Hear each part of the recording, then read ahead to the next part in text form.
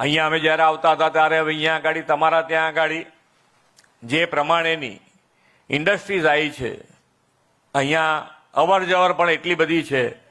એટલે હું નગરપાલિકાના પ્રમુખ, જિલ્લા પંચાયતના પ્રમુખ છે, અહીંયા આપ સૌ બેઠા છો.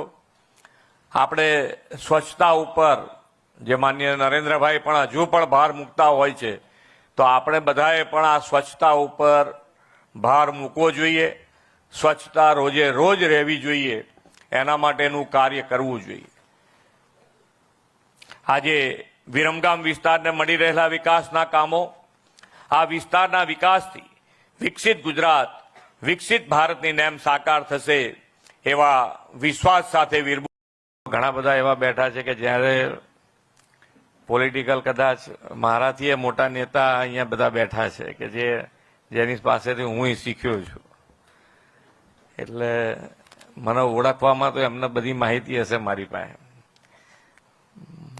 એમની પાસે બધી માહિતી હોય કે ભાઈ આ કામ કરે જવાનું, પણ બહુ બોલવાનું ઓછું પહેલેથી. બાકી આ વિસ્તારમાં ફરવાનું ઘણું બધું થયું છે. અહીંયા બધા બેઠા છે.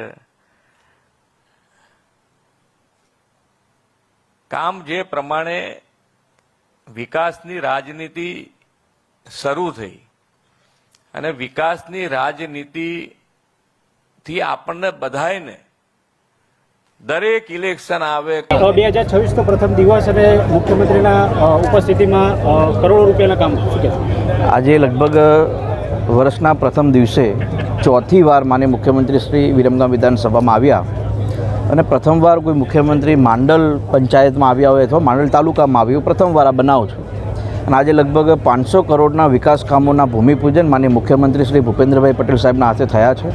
બહુ જ મહત્ત્વના વિકાસ કામોનું આજે ભૂમિપૂજન અને શુભારંભ થયો છે. કોકતા ફાટક ઉપર લગભગ 100 કરોડના ખર્ચે ઓવરબ્રિજ બનવાનો છે. વિરમગામ નગરપાલિકાથી લઈને માંડલથી દસાડા સુધીનો 4 લેન રસ્તો 285 કરોડ રૂપિયાના ખર્ચે બનવાનો છે. એનું પણ ભૂમિપૂજન આજે માનનીય સીએમ સાહેબે કર્યું છે. સાથે જ વેટલાપુરથી કડી તરફનો જે રોડ છે એ રિસર્ફેસિંગ 55 કરોડ રૂપિયાના ખર્ચે થવાનું છે.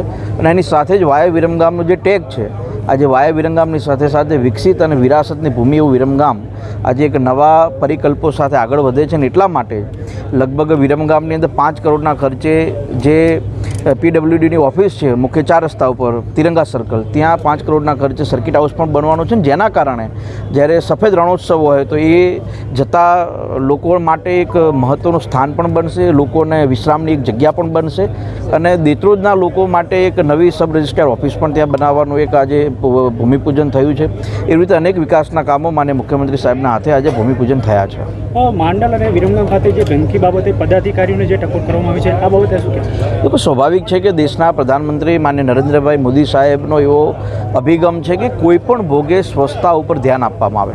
માત્ર નગરપાલિકાની, ગામડાઓની અંદર પણ સ્વચ્છતા બાબતે પંચાયત વિભાગ તરફથી પણ અભિગમ દર્શાવવામાં આવ્યો છે. અને એટલા માટે માનનીય મુખ્યમંત્રી સાહેબે બહુ મહત્ત્વની વાત કરી છે. વિકાસના કામો તો થશે જ, પણ વિકાસના કામોની જોડે જોડે જો સ્વચ્છતા નહીં હોય તો હું એવું માનું છું કે વિકાસના કામો ઢંકાઈ જશે. એટલે માનનીય મુખ્યમંત્રી સાહેબે બહુ મહત્ત્વની વાત કરી છે કે કોઈ પણ ભોગે સ્વચ્છતા ઉપર પદાધિકારીઓ, નગરપાલિકા હોય, પંચાયત હોય, ધ્યાન પણ આપે.